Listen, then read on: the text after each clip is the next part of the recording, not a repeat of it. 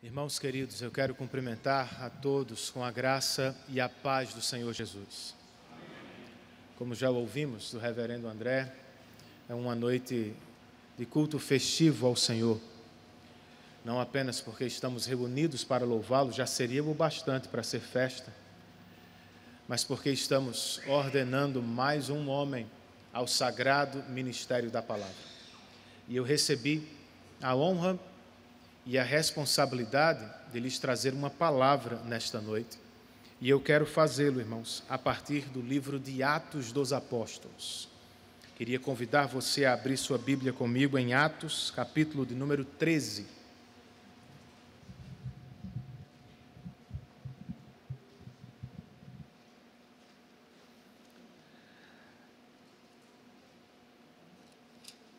Atos, capítulo de número 13.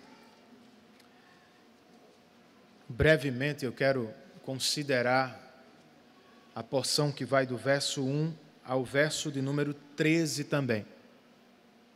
E enquanto você está procurando a passagem, me permitam uma palavra de louvor e gratidão a Deus pela vida do nosso irmão Antônio Costa, de sua esposa Ingrid e por tudo que nós estamos vivendo. Antônio, você foi um ótimo aluno de seminário. Fui muito feliz de ser seu professor, de ouvi-lo pregando nas nossas disciplinas de pregação ou homilética, mas eu tenho que dizer que você foi muito mais do que isso entre nós. Você foi um excelente pastor em treinamento. Você cuidou dos nossos adolescentes como se eles fossem seus filhos. E é por isso, em parte, que nossa igreja prospera. Tem sua marca o trabalho de vocês, e para aqueles que são do Geisel ou de outras igrejas do presbitério, boa parte desta banda era pastoreada pelo nosso irmão Antônio. Alguns já são casados. Natália, em breve, se Danilo deixar, deixe, meu irmão. E a verdade é, irmãos, que muitos dos nossos adolescentes que hoje são jovens passaram pelo seu cuidado, pelo cuidado de Ingrid, e nós seremos eternamente gratos ao Senhor. Você foi um excelente pastor em treinamento, que não mediu esforços para nos servir em qualquer área da igreja, não escolhendo tarefas, esperando 5 bons anos entre nós, agora mais 1 ano e meio no Geisel, sem reclamar, sem murmurar, mas sempre com alegria e disposição na causa do Senhor. Demorou um pouquinho, meu irmão, mas chegou o dia e nós louvamos a Deus por sua ordenação. Eu tenho certeza, a igreja do Geisel, não é a minha parte, o reverendo Igor vai fazer isso, mas só para aproveitar o momento. Eu tenho certeza que ele tem cuidado e que ele vai seguir cuidando de vocês com o mesmo amor e com a mesma disposição que ele mostrou em nossa igreja. Então, a Deus toda a glória, toda a honra e a nossa eterna gratidão a você e a Ingrid pelo tempo que vocês passaram conosco. Deus os abençoe muitíssimo. Atos, capítulo de número 13, queridos, o que é que nós temos aqui? O Evangelho está avançando segundo o esboço que Jesus nos deu ali ao início do livro. O Evangelho avançou para alcançar a região inteira da Judéia e avançou até chegar entre os samaritanos. Mas até esta hora da história da redenção, ou da narrativa que temos em Atos, o Evangelho ainda não havia saído dos limites da Palestina e circunvizinhanças. Ou seja, ele não tinha alcançado além-mar.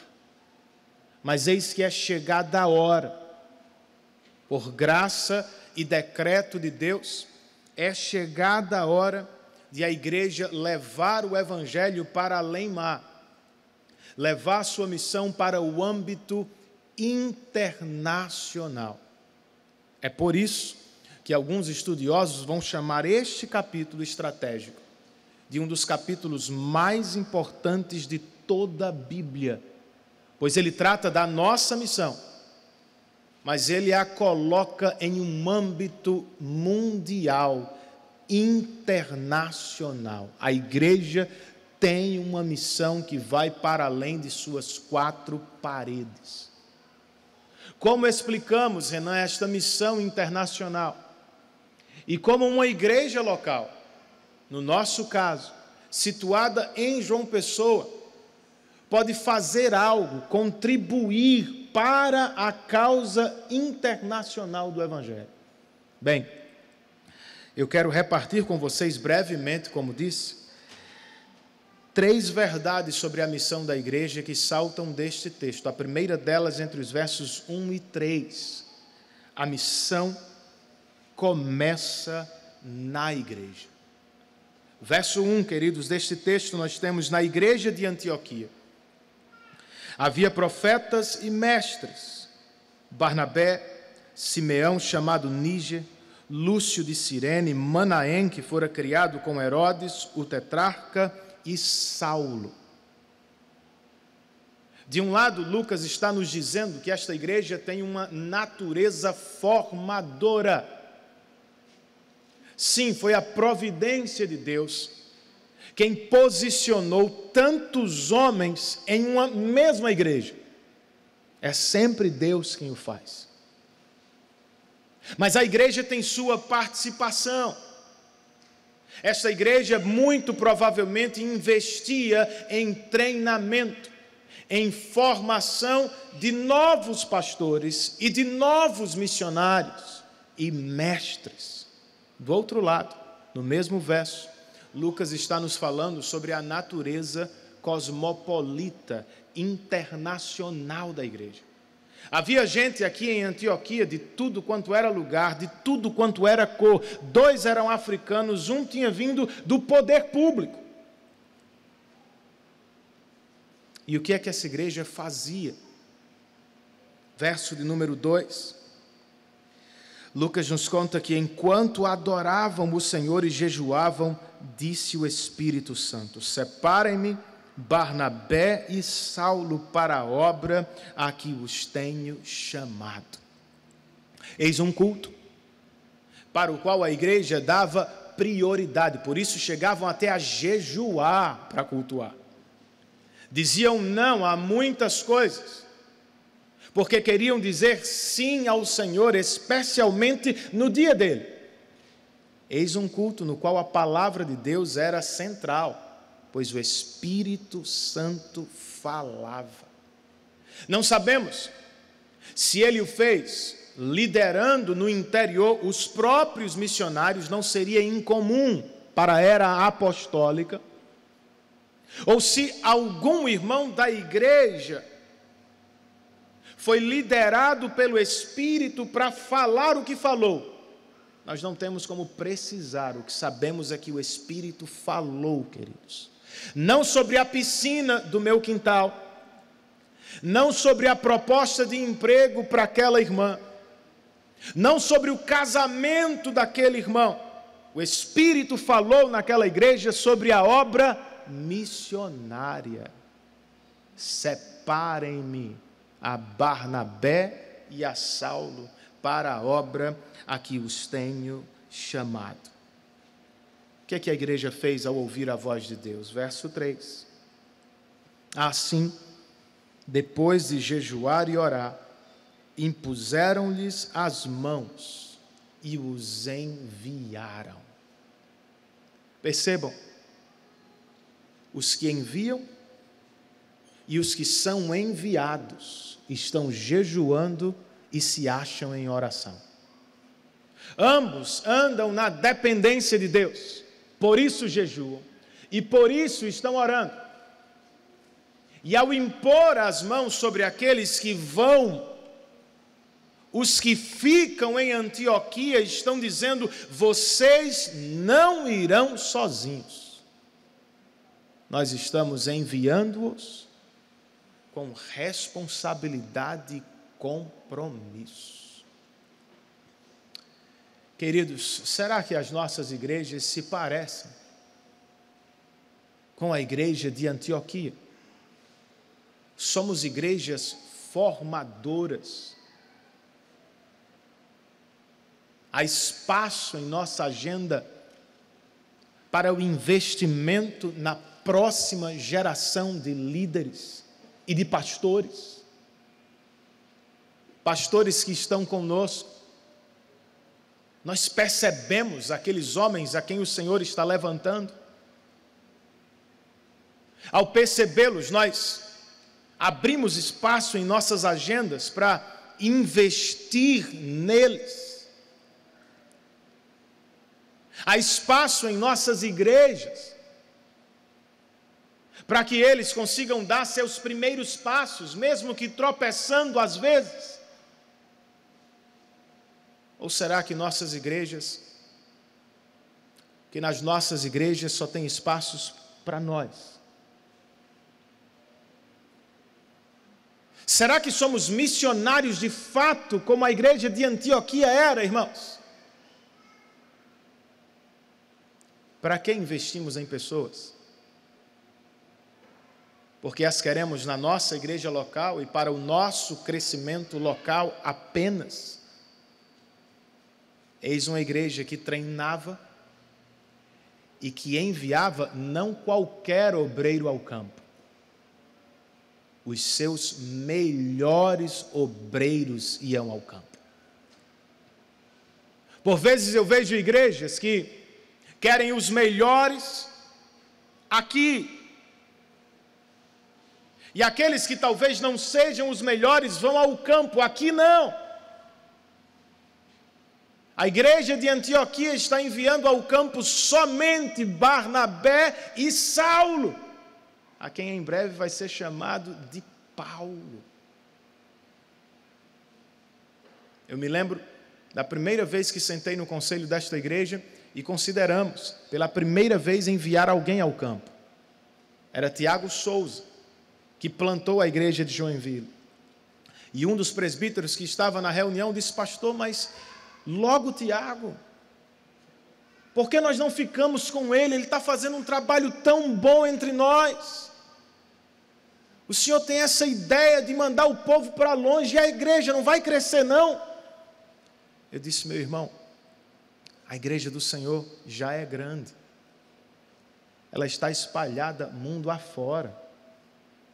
E a nossa obra, ou o reino de Deus, não se limita às 4 paredes da IPBE. Vamos formar e enviar os obreiros que o Senhor nos der para onde Ele quiser. De modo que o Evangelho avance não apenas entre nós, mas para além de nós, para a glória de Deus e a alegria dos povos, queridos. No entanto, a missão começa na igreja. Tudo que Antônio vai fazer no Geisel, ele provavelmente já teve a oportunidade de fazer na IPBE. Missionários, aspirantes ao ministério, não esperem ir ao campo para servir. Não esperem chegar lá no campo, seja na África ou no Geisel, vocês vão replicar exatamente o que existe numa igreja local. E igrejas locais, nós podemos contribuir e muito na formação de novos pastores e missionários, mesmo que eles sirvam do outro lado do mundo. Talvez você não entenda da cultura africana. Eu também não entendo nada da cultura africana. Mas nós entendemos um pouco de Deus, do Evangelho e da Igreja de Cristo. Vamos investir nos próximos pastores. Pois a missão da igreja começa na própria igreja. Em segundo lugar, queridos, eu posso dizer a partir deste texto que a missão da igreja conta com missionários que vão. Há missionários que ficam. Todos nós, neste sentido, somos missionários, é verdade. Mas há missionários que precisam ir. Há um Timóteo que precisa ficar em Éfeso para colocar em ordem uma igreja. Há Tito que precisa ficar em Creta para organizar a igreja, mas sempre haverá um Paulo que precisa ir. para os campos distantes. Sobre estes dois missionários, Barnabé e Saulo, os versos 4 e 5 nos contam 3 coisas. Primeira, verso 4, enviados pelo Espírito Santo, desceram a Seleucia e dali navegaram para Chipre. Foi o Espírito quem falou na igreja de Antioquia, separe-os. E agora Lucas nos diz que é o Espírito que os envia a Chipre. Pastor, como se deu esta liderança? Eu não sei. De novo, não era incomum na era apostólica se ter uma liderança interior. Por vezes Deus levou Paulo daqui para ali, falando diretamente com ele. Lucas não nos diz se foi assim. Talvez tenha sido algo externo, simples, do tipo: Barnabé era de Chipre, Tiago era de Joinville, não recebeu uma visão, sentiu um amor pelos de sua própria terra e pediu para voltar para pregar o Evangelho. Talvez tenha sido isso. De toda forma, eles foram a Chipre. E o que fizeram lá, irmãos? O que é que esses missionários fizeram ao chegar? Turismo. Chipre, dizem os estudiosos, era a Havaí da época. Não foi o que fizeram. Turismo. O verso 5 nos diz que, chegando em Salamina, eles proclamaram a palavra de Deus nas sinagogas judaicas. Eis o padrão da missão do apóstolo Paulo. Vocês se lembram? Primeiro sinagoga aos judeus, depois praças e campos aos gentios. Bem, ao chegar, eles não foram aos pontos turísticos, eles foram ao ponto de pregação. E na primeira oportunidade que receberam, pregaram a palavra.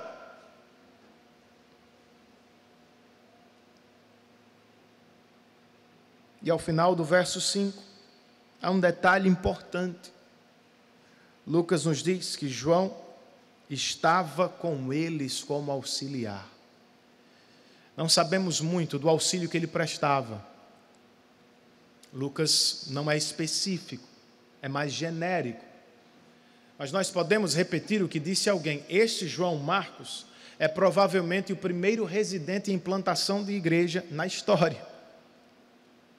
O que ele fazia nós não sabemos ao certo. Mas o que eu posso dizer sem temor é: até Barnabé e Saulo precisavam da ajuda de João Marcos. Todos nós precisamos, queridos, da ajuda dos irmãos. É por isso que ele nos deu família, é por isso que ele nos deu igreja local, é por isso que você deveria buscar por amizades cristãs piedosas. Nós precisamos uns dos outros. Não apenas precisamos da ajuda dos outros, nós também podemos ajudar.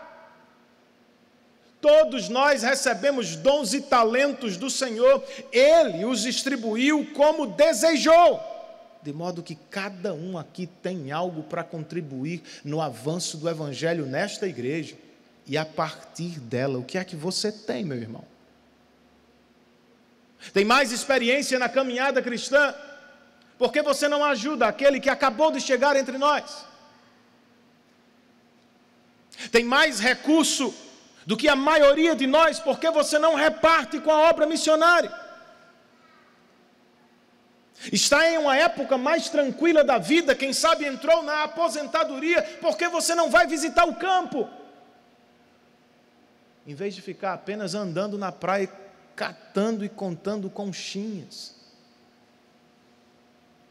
Vá ao campo visitar os missionários, mande-lhes uma mensagem. Chegue junto, ofereça ajuda, diga: eu tenho algo para dar no avanço da obra de Deus.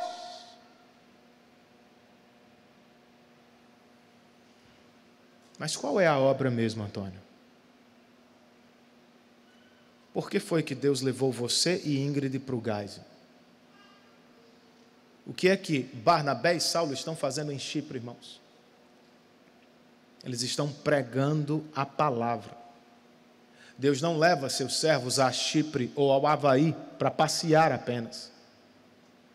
Deus não mudou Antônio deste bairro para aquele bairro, a fim de que ele fosse um ativista político em prol do bairro.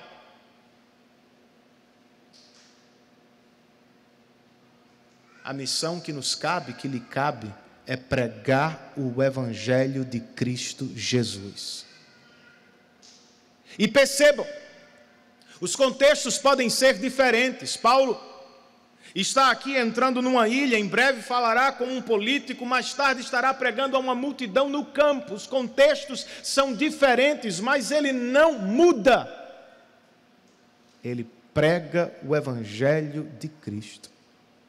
Ateus intelectuais da sua faculdade, jovem, e animistas que se prostram diante de espíritos malignos em tribos africanas, todos eles são pecadores, estão sob a ira de Deus, e se morrerem sem Cristo serão condenados ao inferno. Do que é que eles todos precisam? Não é apenas de um melhor programa político, não é de mais educação ou saúde somente. Todos os pecadores precisam da pregação do Evangelho. Por vezes parece não tão frutífero ao início. Aqui eles não colheram muito de início. Talvez seja o seu caso na família, olhando para os seus filhos. Ou quem sabe, no seu ministério, olhando para a igreja. Ou na faculdade, ou no trabalho, parece que a pregação não está frutificando. Meu irmão, persevere. Em breve, Barnabé e Saulo vão começar a colher.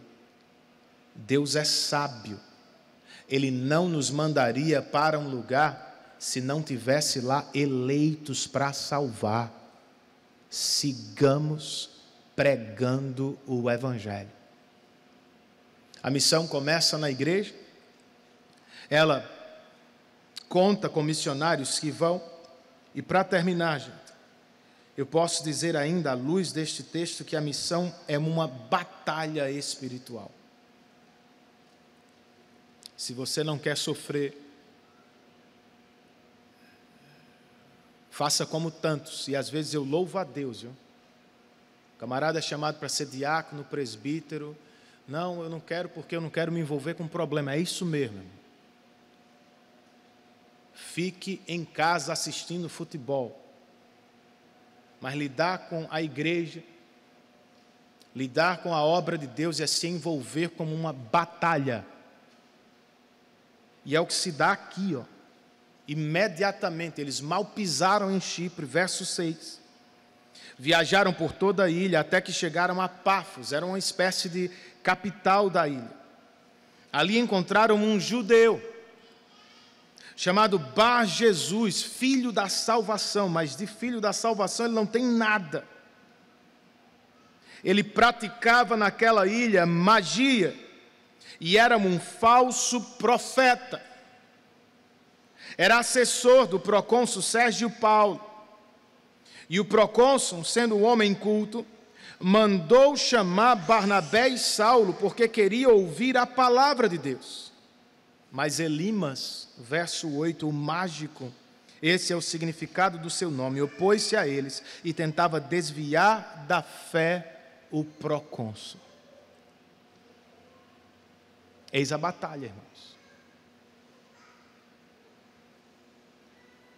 O político está sob as mentiras de um falso profeta. E ao perceber a presença do Evangelho, ao sentir que talvez esteja para perder seus privilégios, ele tenta desviar o procônsul de ouvir o Evangelho. Mas o que é que acontece no verso 9? Então Saulo, também chamado Paulo, é aqui que o nome dele muda para nós, E Lucas não nos explica absolutamente nada. Ele vai do nome hebraico para o nome internacional do apóstolo sem nos dizer nada, simplesmente isso. Então Saulo, também chamado Paulo, o mais importante nem é o nome dele mesmo, é o que vem depois. Seja ele Saulo, Paulo, o que importa é isso, cheio do Espírito Santo de Deus. Ele olhou firmemente para Elimas e disse: filho do diabo, e inimigo de tudo o que é justo, você está cheio de toda espécie de engano e maldade. Quando é que vai parar de perverter os retos caminhos do Senhor? Saiba agora que a mão do Senhor está contra você, e você ficará cego e incapaz de ver a luz do sol durante algum tempo. Olha o resultado desta palavra dura, de batalha. Imediatamente vieram sobre ele névoa e escuridão, e ele, tateando, procurava quem o guiasse pela mão. O procônsul, vendo o que havia acontecido, creu, profundamente impressionado com o ensino do Senhor.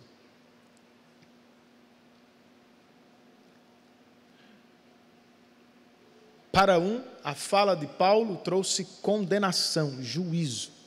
Para outro, irmãos, foi libertação. Mas olha o que temos no verso 13, e eu estou concluindo. De Pafos, Paulo e seus companheiros navegaram para Perge, na Panfilha. João os deixou ali e voltou para Jerusalém. Por que será? Outra vez, Lucas não nos dá detalhes. É verdade que aqui ele não faz nem um juízo de valor sobre esta saída de João. 2 capítulos para frente, ele vai nos dizer que João, de verdade, abandonou Paulo na Panfilha. Por quê? Eu tenho para mim que a coisa ficou difícil demais. Para ver um convertido a Cristo, ele enfrentou um filho do diabo, um mágico poderoso na região. Talvez ele tenha ficado com medo, se assustado diante da perspectiva de futuro ministerial. É isso mesmo, o ministério? Feras, leões. Ou quem sabe ele simplesmente cansou, irmãos. Mas o fato é, João desistiu do ministério aqui, abandonando Barnabé e Saulo, ou agora Paulo e Barnabé. E se formos sinceros, todos nós já desistimos do ministério. Do pastorear nossas esposas e filhos, do liderar um mero departamento na igreja, às vezes, ou de, quem sabe, de uma própria igreja que o Senhor nos confiou a pastorear. Porque ninguém aqui é super-homem. Não há uma mulher maravilha no ministério cristão. Todos nós cansamos. Desistimos às vezes. E em parte é porque nós nos esquecemos que ministério é exatamente uma batalha. Não quer lutar, meu irmão? Fique em casa. Escolha fazer outra coisa da vida. Mas se você casou, tem filhos, é membro de uma igreja local, ou está se colocando nas mãos do Senhor para ser um pastor, ministro da palavra, eis o que vem pela frente, batalha. Eu sei que há aqueles crentes que exageram, tudo é o diabo, e o diabo faz tudo, e é poderoso e tal, eu sei. Eu lia hoje o breve catecismo em casa, e a gente falava sobre a responsabilidade do primeiro pecado. Não foi do diabo, não. Foi dos nossos pais. Ele os tentou, mas quem escolheu livremente pecar foi Adão, foi Eva. Então eu sei que há aqueles que exageram, tudo é o diabo, e o diabo é poderoso, e ele faz e acontece, entrevista o diabo. Mas há aqueles outros, né, irmãos, que nem sequer consideram a existência do diabo. Ele existe, ele é real, ele é poderoso, segundo as Escrituras. E por vezes ele usa sim pessoas, circunstâncias e acontecimentos para impedir ou tentar impedir o avanço do Evangelho. Talvez esteja acontecendo nas nossas igrejas, nas nossas famílias. Percebe algum entrave, alguma dificuldade, algum empecilho, meu irmão? Eu também percebo às vezes. Mas tem um detalhe, nós precisamos lembrar. O diabo é poderoso, mas o nosso Deus é todo-poderoso. Por isso Paulo se levantou cheio do Espírito Santo e o confrontou na cara. Por isso mesmo Paulo, anos mais tarde, aos Romanos, vai fazer a pergunta retórica: que diremos, pois, diante destas coisas? Se Deus é por nós, irmãos, quem será contra nós? Antônio, pastores, amigos, colegas, crentes que lutam no ministério com os pastores, nesta luta, Deus está do nosso lado. Mãe que se esforça para discipular o filho, Deus está com você. Homem que luta para pastorear a família, Deus está ao seu lado. Crentes que amam a igreja local e que fazem de tudo para vê-la crescer em santidade, Deus está conosco. Ele é maior e mais poderoso. Posso ouvir um amém de vocês? Agora, para concluir, pregadores, aspirantes, pastores, com quem queremos nos parecer mais? Com Elimas, o mágico, que perverte os retos caminhos do Senhor? Ou com João Batista, que fazia de tudo para preparar o caminho para o Senhor? Nossos sermões aproximam pessoas de Deus ou as afastam? Enfatizamos mais a livre e soberana graça de Deus ou o esforço e o mérito dos homens? Pregadores do Evangelho libertam pessoas das amarras da justiça própria e das boas obras, e leva pecadores à alegria, não porque dizem aos pecadores: vocês são o máximo, mas porque dizem aos pecadores: vocês estão perdidos, mas em Cristo Deus os salvou da condenação. E depois, pregadores, depois de pregar, a responsabilidade é com quem ouve. Todo mundo aqui responde ao sermão, de uma forma ou de outra. Você que ouve o sermão, você pode responder como este mágico, resistindo e fazendo de tudo para impedir o avanço do Evangelho, ou você pode responder como este político. Político também se converte para a glória de Deus, irmãos, é possível. Aqui você tem uma ilustração do que acontece na condenação e do que acontece na salvação de um pecador. Um pecador condenado é um pecador que vai, como Elimas, morar nas trevas por toda a eternidade. Um pecador salvo é alguém que, como o procônsul, recebe luz. Para quê? Diz Paulo aos Coríntios: para ver a glória de Deus brilhando na face de Cristo. Eis o que almejamos com os nossos ministérios. E eis o que esperamos que aconteça todos os domingos em nossas igrejas locais. Que este seja o teu ministério, Antônio. No Geisel e depois de lá, onde quer que o Senhor o plante. Que você siga sendo um pregador fiel do Evangelho. Um homem que ama a esposa, que leva uma vida séria com Deus e que ama a igreja e a sua missão. Que Deus te abençoe rica e abundantemente, meu irmão, e a todos nós. Eu queria pedir que o nosso irmão Antônio se dirigisse à porta de entrada. Ele vai entrar ladeado aí com alguns presbíteros do Geisel e com alguns presbíteros do bairro dos Estados. Enquanto isso, os irmãos do Geisel que vão nos conduzir em uma canção, por favor, se aproximem aqui também do púlpito. E presbítero Tiago, se estiver por aí, assista-os. Os irmãos que vão nos dirigir em uma canção.